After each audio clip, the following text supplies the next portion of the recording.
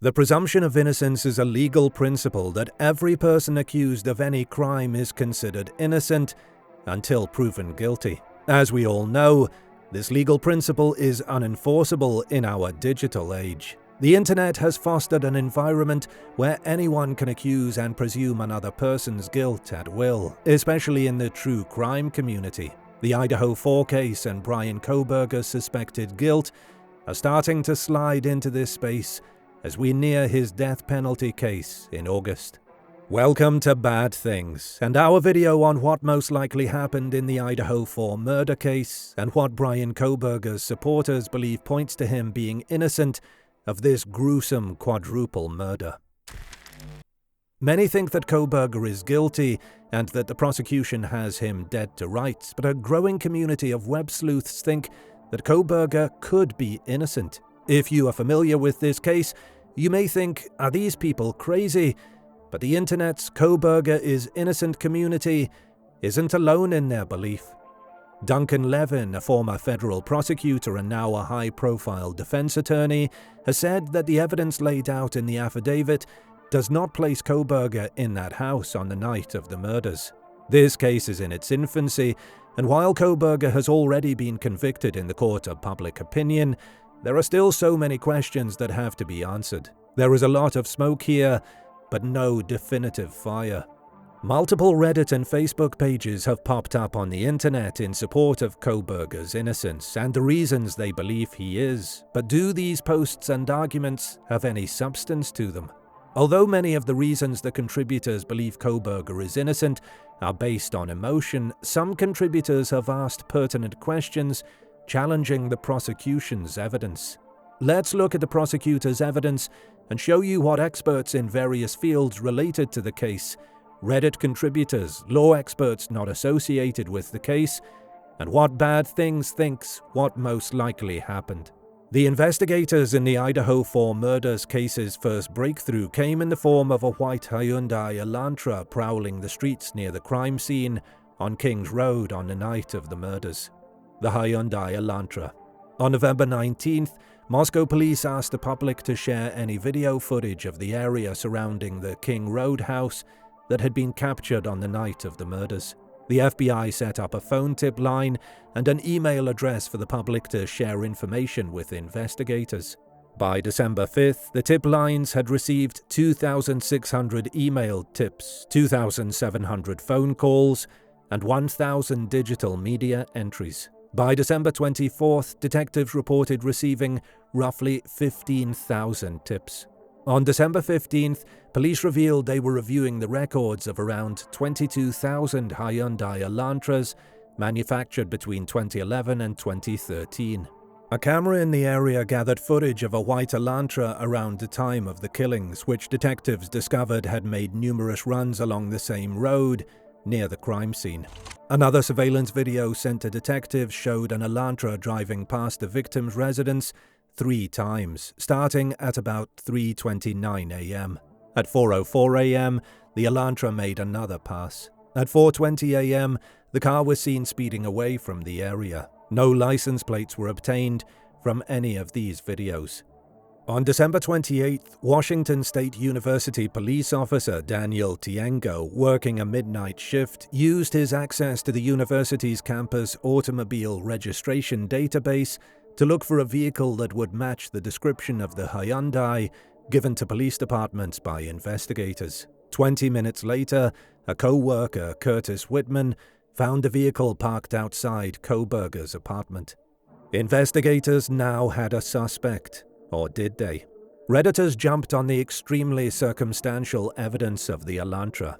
Foxtrot Mahoney posted, "The white Elantra. There are 22,000 white Elantras registered in Idaho. There were 90 white Elantras with parking permits at the university in Moscow. This is a super common car, so common that the cops put out a description of the wrong model. Plus, there's no evidence that the car the traffic camera picked up was even BK's. There's no picture of the license plate, and there's also no evidence that the car picked up on the camera had anything to do with the crime." With a potential suspect on the radar, investigators would try to link Kohberger's cell phone pings to the video surveillance footage. Although this seems like a brilliant strategy to put Kohberger in the Elantra on the night of the murders, the technology used isn't as advanced as we see in the movies. The cell phone pings. Prosecutors and those following the case believe that Kohberger's cell phone location records, or pings, prove that he was in the area the night the quadruple murder was committed and had stalked the students for months before the November 13, 2022 massacre. August 21, 2022. Kohberger's phone was picked up by a cell phone tower providing coverage to the house on 1122 King Road in Moscow, Idaho. Kohberger was in the vicinity of the victim's home between 10:34 p.m. and 11:35 p.m. that night. Kohberger was picked up by a cell phone tower near the property at least 11 more times before the murders on November 13th. November 13th, 2022, 2:42 a.m. Kohberger's phone was picked up by a cell tower near his home at 1630 Northeast Valley Road in Pullman, Washington. 22:47 p.m. The phone pinged again, indicating it had begun traveling south through Pullman. Moments later, the phone stopped pinging, suggesting it had been put on airplane mode, turned off or dropped off the network. 4 to 4:20 a.m. Maddie Mogan, Kaylee Gonsalves, Anna Knodel and Ethan Chapin were all brutally knifed to death in their home. 4:48 a.m. Kohberger's phone network pings again on Idaho State Highway 95, south of Moscow. 4:50 a.m. to 5:26 a.m. Phone pings show the phone traveling south on ID 95 to Genesee, Idaho, then west towards Uniontown, Idaho, and back north into Pullman, Washington. 5:30 a.m. Kohberger's phone pings again at 1630 Northeast Valley Road, indicating that he had returned home. 9 a.m. Kohberger's phone is on the move again and travels back to the vicinity of the victim's house. It is picked up by a nearby cell phone tower between 9:12 a.m. and 9:21 a.m. 9:32 a.m. Kohberger's phone indicates that he's arrived back home in Pullman again. So, has the prosecution got concrete cell phone evidence against Kohberger? An expert thinks not. During a pre-trial hearing, a cell phone analyst said that he has been hampered by law enforcement's haphazard data collecting and archiving in the case against Kohberger.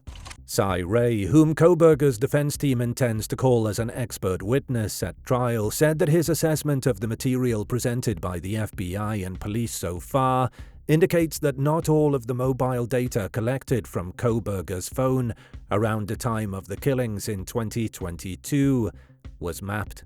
He also said that it is critical that he acquire all of the AT&T source data and associated material so that he can verify it, given that prosecutors in Latter County are linking Kohberger to the site of the murders, in part because of his cell phone usage and cell tower records.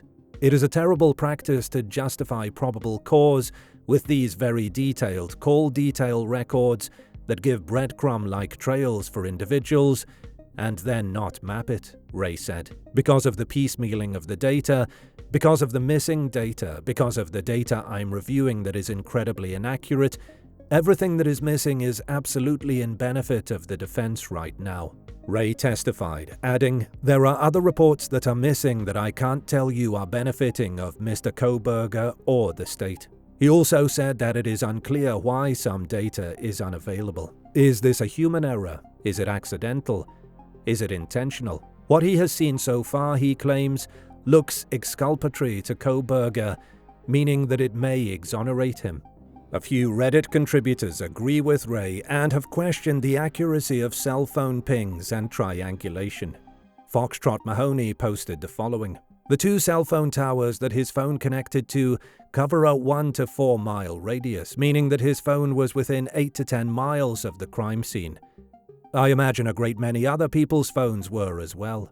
They added, his phone data tells us he was within a 10-mile radius of the crime scene 12 times in the weeks before the murders. Moscow is where a lot of students from WSU go to shop and socialize. Hundreds of people's phone data will show the same thing.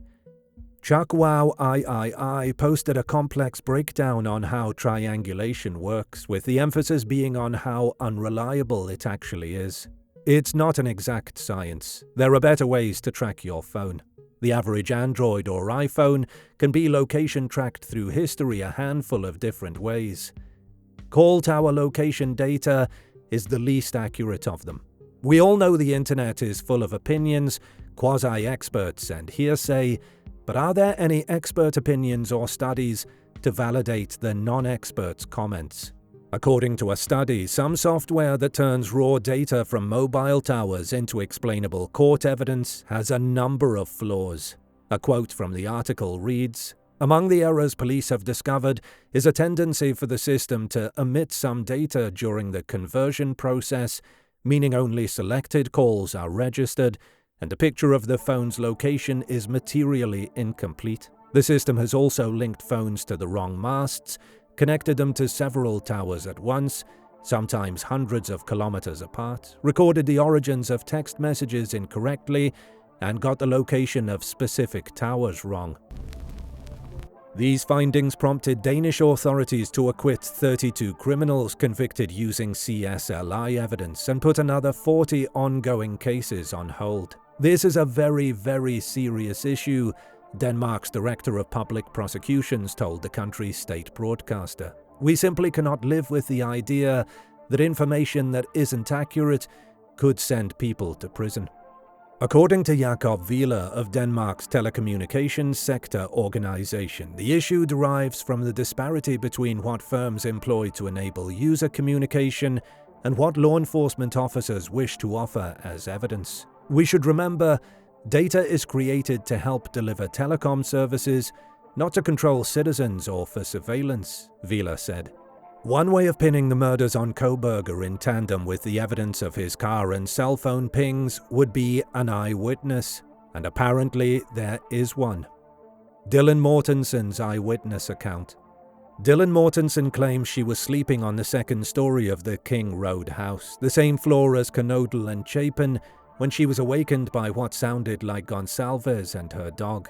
She heard a roommate say, "There's someone here." Dylan claimed that Gonsalves had stated this, but detectives believe it was Knodel speaking.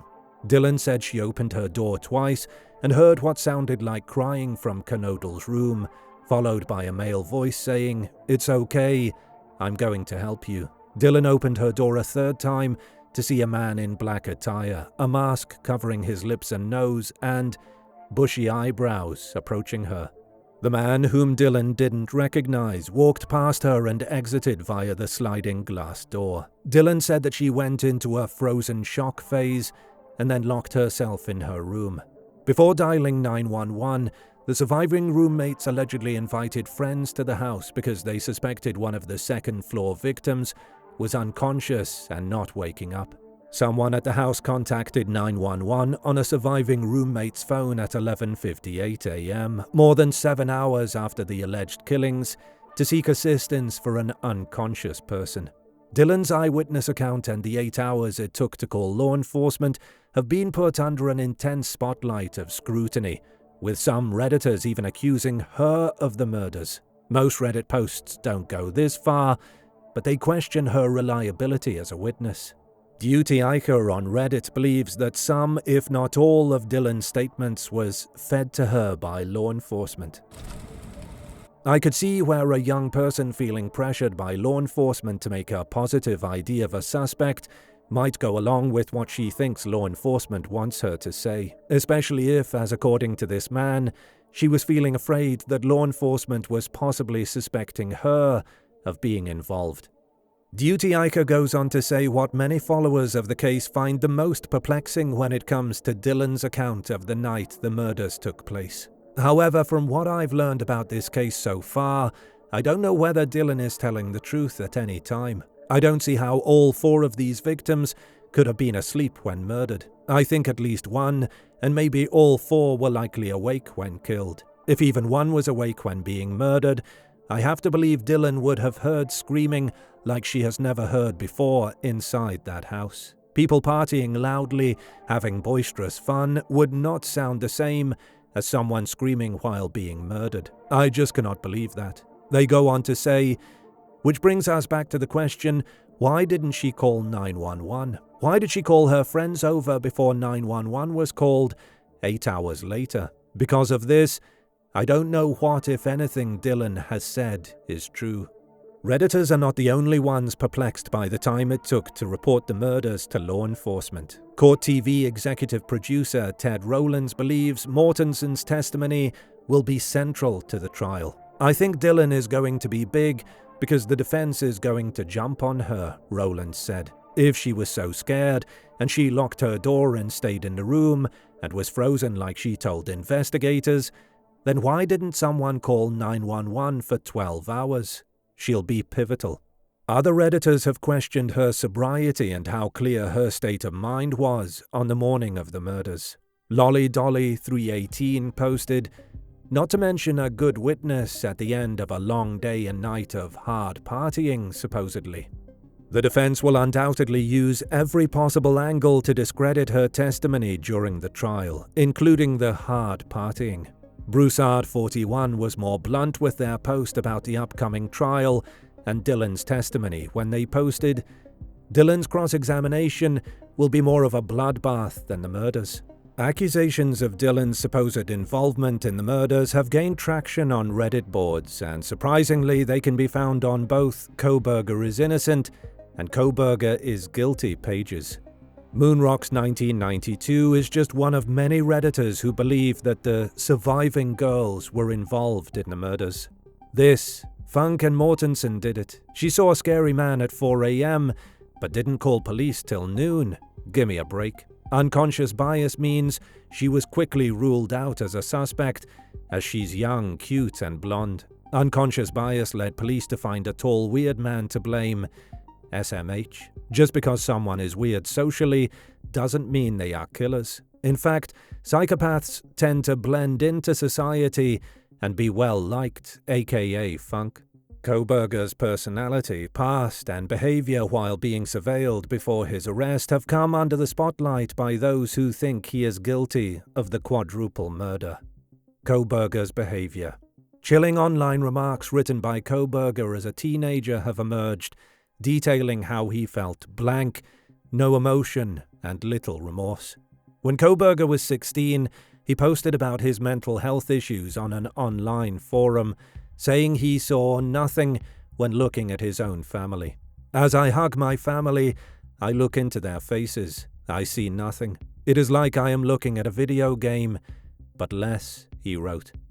The Tapper Talk profile behind the unsettling messages from 2011 was connected to the Washington State University PhD criminology student via recollections from Kohberger's old friends and a username that matched an email address he used.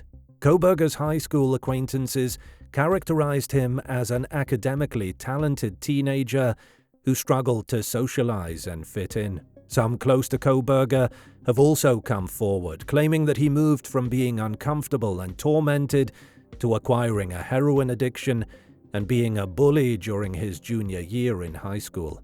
However, the messages on the internet discussion site seem to reveal Kohberger's concerns about his thoughts on ending his life, his struggles with a disorder he described as visual snow, which causes individuals to see static, and his difficulty interacting with his family.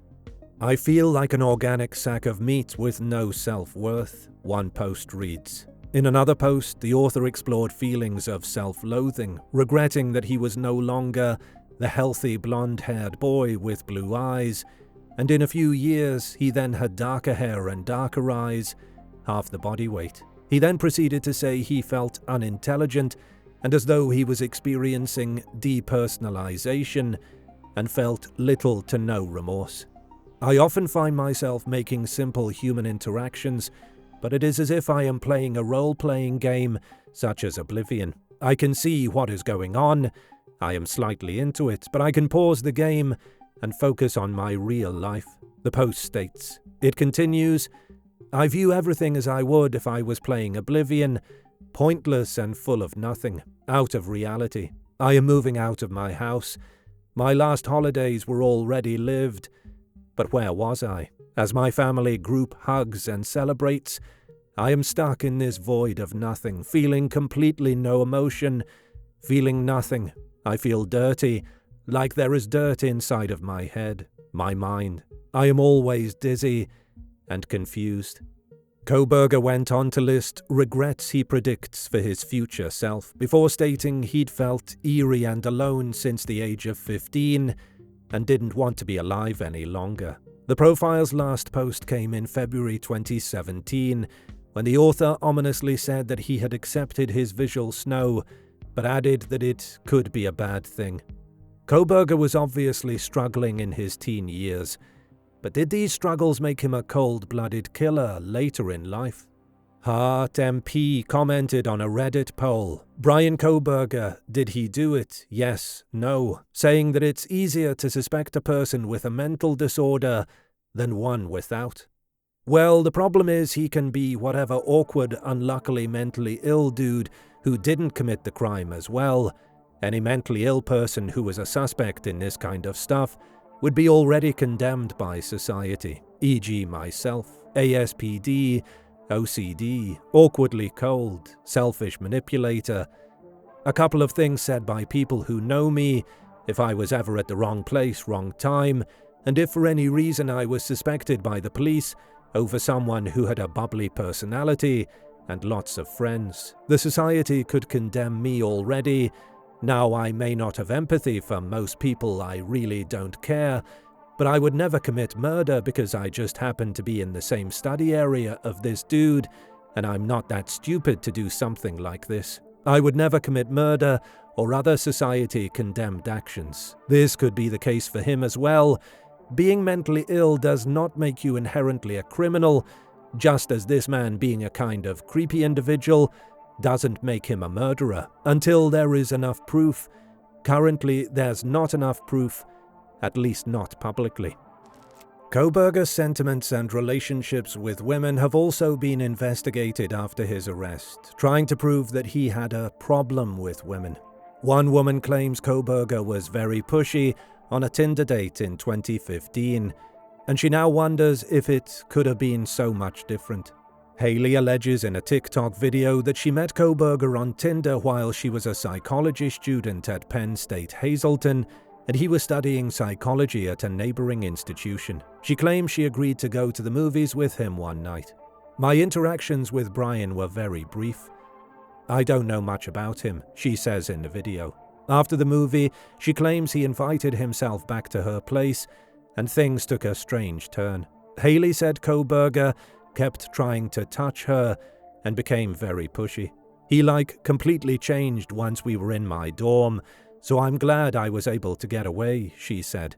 He was very pushy when it came to coming back in my dorm with me, but I didn't get scary vibes or anything from that. I just thought he was a stage 5 clinger because he said he wanted to spend more time with me.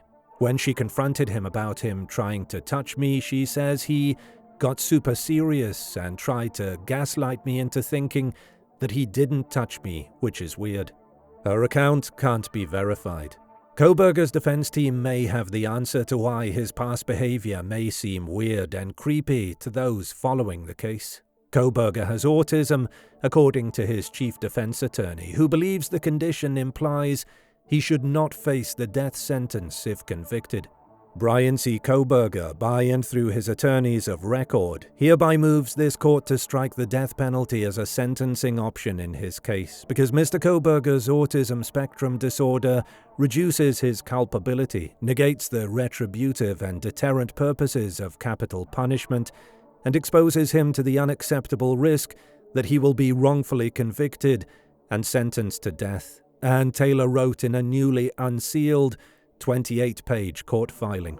She contended that jurors would regard repetitious actions such as rocking in place or Kohberger's reluctance to establish eye contact as strange, out of control, and even disrespectful of such a solemn proceeding, or as a sign of guilt or shame. She said that her client was assessed by Dr. Rachel Orr, who determined that Kohberger's autism had a significant impact on his daily life.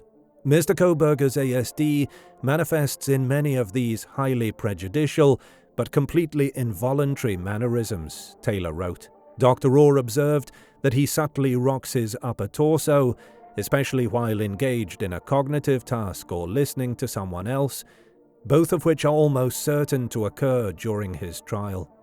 Taylor also said that Kohberger's autism causes extreme inflexibility and prevents him from engaging in his own defense at trial. Mr. Kohberger displays extremely rigid thinking, perseverates on specific topics, processes information on a piecemeal basis, struggles to plan ahead, and demonstrates little insight into his own behaviors and emotions, she wrote.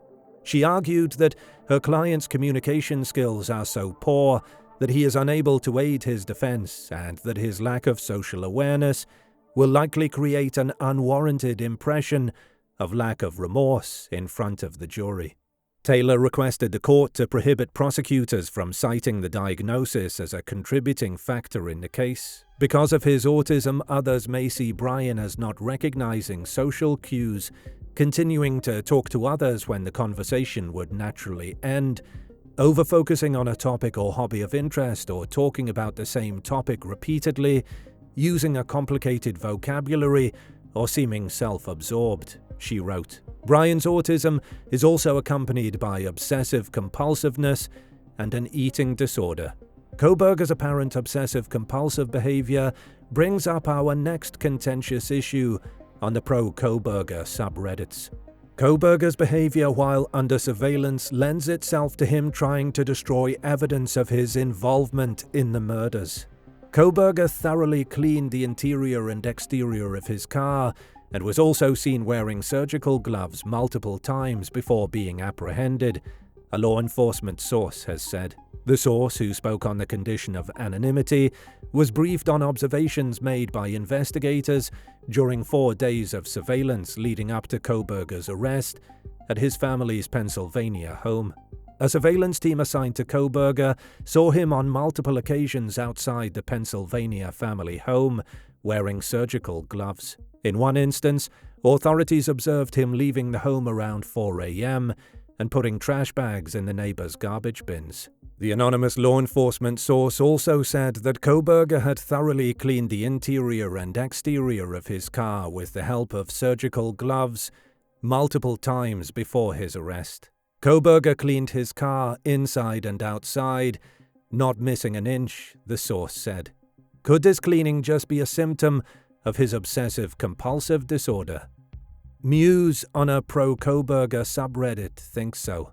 He washed his car meticulously at 4 a.m. wearing gloves. He is a weirdo. Take the trash to the neighbors. He's a weirdo with OCD. That doesn't make him a killer.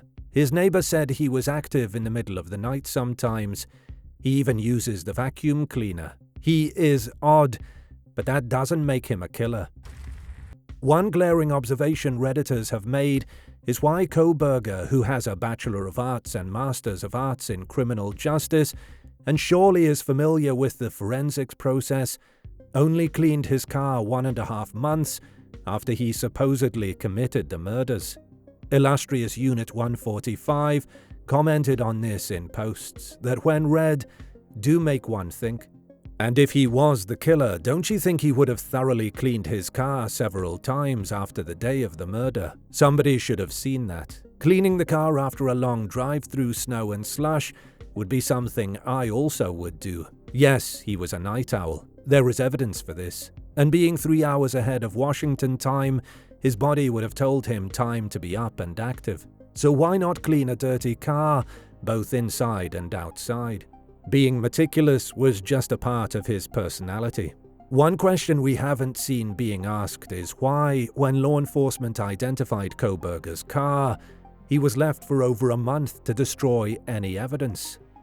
Zabrithima asked the same question when posting, "So I wonder, why didn't Idaho officials send an investigator on that same day, in collaboration with Washington state officials, to interview BK and check the interior of his car? With a search warrant, they could have also inspected his apartment for all the necessary clues they needed." The surveillance team keeping tabs on Kohberger wasn't only there to keep an eye on him. Their main objective was to try to get a DNA sample to match up to the investigators' most important piece of evidence, the knife sheath.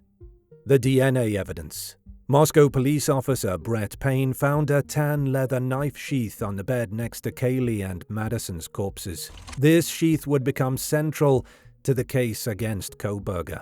This sheath was promptly sent for DNA testing. When tested, the Idaho State Lab discovered a single source of male DNA on the sheath's button snap. Samples from the sheath were analyzed for touch DNA, which may include skin cells shed on items during handling, according to Riley Nowlin, an Idaho State Police forensic laboratory manager. Idaho State Police transferred the sheath sample to Houston's Othram Laboratory for additional testing, according to Nowlin. The FBI took over the testing on December 10th, and 9 days later, it passed on A. Kohberger's identity to Idaho investigators for the first time. The DNA was matched to a private DNA database and matched to Kohberger's father's DNA. Investigators watching Kohberger's family home in Pennsylvania collected items from the family's garbage to compare DNA with the sheath sample. According to court papers, a DNA profile found in the trash was recognized as not being excluded as the biological father of suspect knife profile. At least 99.9998% of the male population would be expected to be excluded from the possibility of being the suspect's biological father, court documents state. This DNA evidence has become the most contentious of all the apparent evidence that could sentence Kohberger to death. But new revelations that have come to light this year is that the FBI may have broken the law by using restricted consumer DNA data. As detectives struggled for weeks to determine who carried out the savage stabbings, they focused on a vital piece of evidence: DNA on a knife sheath discovered at the crime scene. Initially, they tried cross-checking the DNA with law enforcement databases, but no hits were found. They next resorted to the more extensive DNA profiles accessible in specific private consumer databases where individuals had given permission for law enforcement to utilize their information, but this again yielded no results. According to recently revealed evidence, FBI agents went a step further by comparing the sheath's DNA profile to two databases that law enforcement officers are not permitted to use: GED Match and MyHeritage. The decision seems to have violated fundamental limitations of a Justice Department regulation that requires investigators to work exclusively with DNA databases that provide explicit notice to their service users and the public that law enforcement may use their service sites. In the past, law enforcement personnel needed to find a direct match between DNA at the crime scene and that of a particular suspect. Investigators can now utilize consumer DNA data to create family trees that can lead them to a person of interest within certain regulatory constraints. While some firms have permitted customers to select whether their DNA information may be used to aid in criminal investigations, the authorities' choice to circumvent such constraints may render the company's privacy promises useless.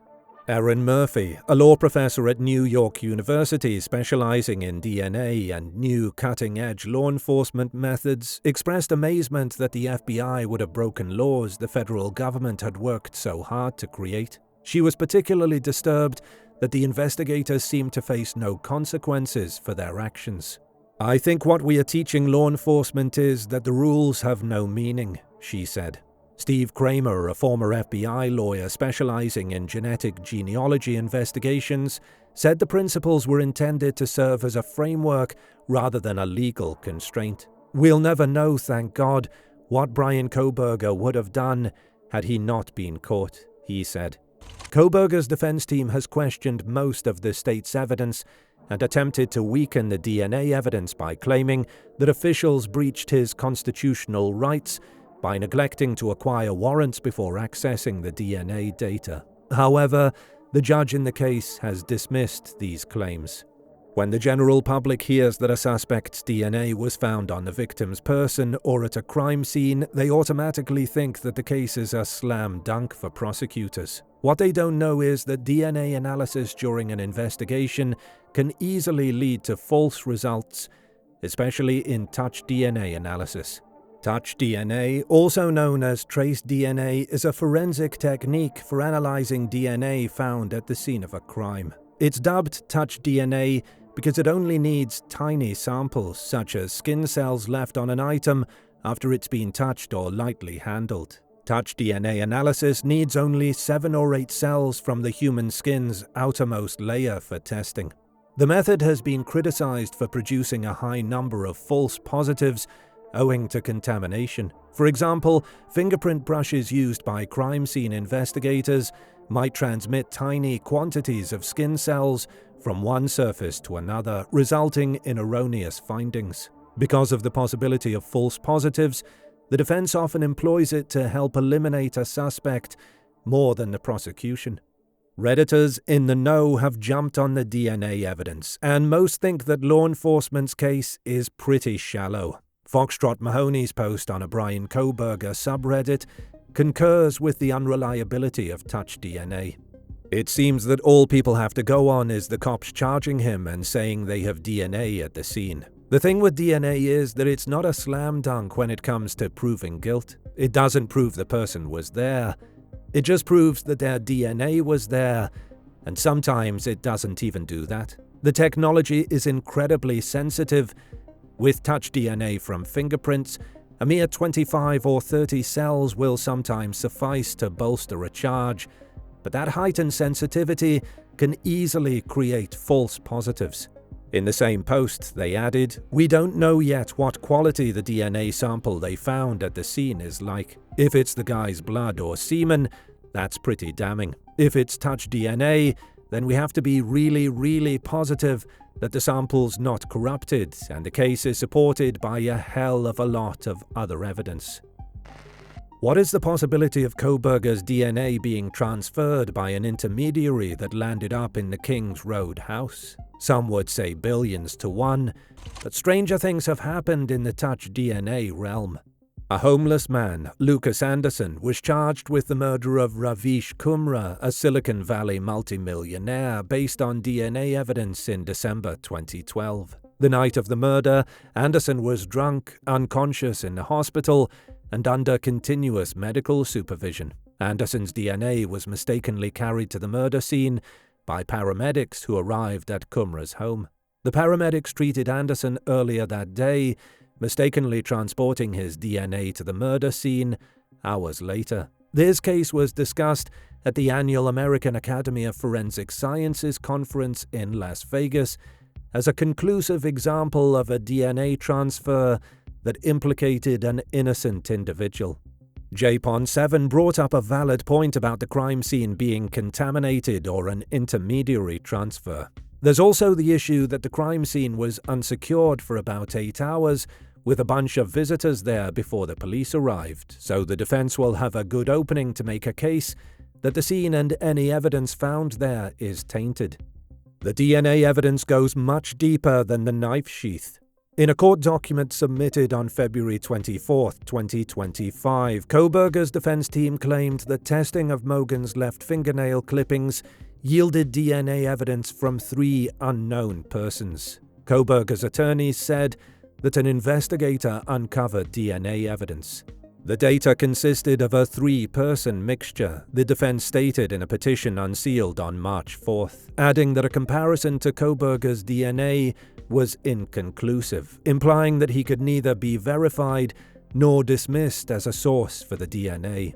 They said at least 4 other unnamed individuals were also tested during the investigation, with their results coming back as inconclusive as well. Kohberger's attorneys said that the investigator used misleading language when focusing on Kohberger's inconclusive results during a grand jury testimony, potentially setting up the 29-year-old for an unfair trial. Kohberger's supporter base extends past the multiple Reddit pages discussing his innocence. The accused has multiple supporter pages with primarily female followers who are infatuated with him. Some of the comments on these pages include, "Hot like a movie star. That scruff is looking good on him. This is real. He looks handsome." Kohberger has amassed a disturbing fan base, with reports claiming that he received handmade love messages in colourful envelopes while in detention in Latta County. An employee at the prison, who would not provide their identity but claimed to have regular interaction with the offender, told the press that it's unsettling. He gets these letters a couple of times a week. They're usually handwritten with hearts and stars, coloured envelopes, he said. Everyone in the jail talks about how weird it is. Brittany Hislop, a 36-year-old single mother from Kentucky, is one of these admirers, having sent love letters and intimate images to Kohberger. On her Facebook page, Hislop dubbed Kohberger her divine masculine counterpart and twin flame. Another post read, "My love interest is named Brian and is accused of murder, and I just wish to connect with him above anyone else. One way to describe my feelings for him over the last week or so is kind of like being lovesick."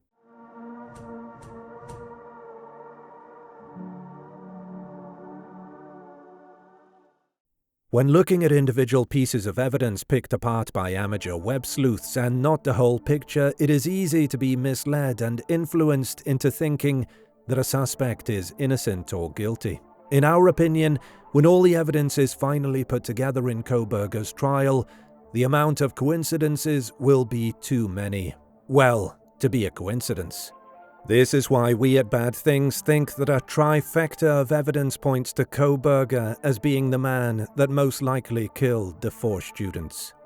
Before the November 13th murders, according to records, Kohberger's cell phone used towers that provided service to the 1122 King Road neighborhood at least 12 times, with all but one occurring in the late evening and early morning hours. On August 21st, around 10:34 p.m., Kohberger's cell phone connected to a cell tower that supplied service to the King Road residents from 10:34 until 11:35 p.m. According to a citation from the Latta County Sheriff's Office, Kohberger was pulled over for not wearing his seatbelt that same night. The traffic stop occurred around 11:40 p.m. near the junction of West Pullman Road and Farm Road in Moscow, Idaho, barely 1.7 miles and a 5-minute drive from the house on King Road. This cell phone evidence shows that Kohberger, a criminal justice PhD student, could have been planning the murders for months. With his extensive knowledge of crime and the inner workings of investigations, as well as his obsessive-compulsive disorder, these trips near or past a house were a part of his planning regarding the best routes for getting in and out of the area, the students' nocturnal habits, and how many of them would be in the house. The day of the murders. The coupled evidence of the day of the murders, cell phone and video footage of a car similar to Kohberger's, is a coincidence that can't be ignored. A white Hyundai Elantra is picked up by several surveillance cameras in the area between 2:44 a.m. and 3:28 a.m. on the morning of the murders. Between 3:29 and 4:20 a.m., multiple cameras show that the vehicle made 3 passes by 1122 King Road and left via Walenta Drive. At 4:20 a.m., a camera records the vehicle leaving the King Road residence at a high rate of speed, traveling southbound on Walenta Drive. Many Kohberger supporters think that this could be any random Elantra, but when married to Kohberger's cell phone records, his shine as being innocent starts to fade. Between 2:47 a.m. and 4:48 a.m., Kohberger's phone stops reporting to the network due to either being switched off or put on airplane mode. Switching off a phone during a crime is a common ploy by criminals not to be pinpointed to a scene where a crime has occurred. Kohberger would undoubtedly know this. Between 9:12 and 9:21 a.m., Kohberger's phone is pinged in the King Road area again, suggesting that, as many murderers have done in the past, he revisited the scene out of curiosity or morbid fascination on whether his crime had been discovered. In our opinion, the eyewitness account by an intoxicated and less than reliable student and his weird behavior before and after the murders took place will amount to nothing when the trial starts. The most important piece of evidence the prosecution has completes the trifecta of Kohberger being guilty: the knife sheath. So far, we have Kohberger in a car, backed up by cell phone pings, seen more than a dozen times traveling to and from the King Road house. Coincidence? Maybe. But a piece of physical evidence with his DNA on it, in the room where two people lay stabbed to death, is stretching the laws of coincidence to the max. This trifecta seems to fall under an old real estate adage: location, location, location. And the evidence in the Kohberger case has just this. He was in the area, driving a car seen on camera, speeding away from the scene. His cell phone was switched off as concealment, and his DNA is found on a murder weapon accessory. What most likely happened in the Idaho 4 case? Kohberger did it.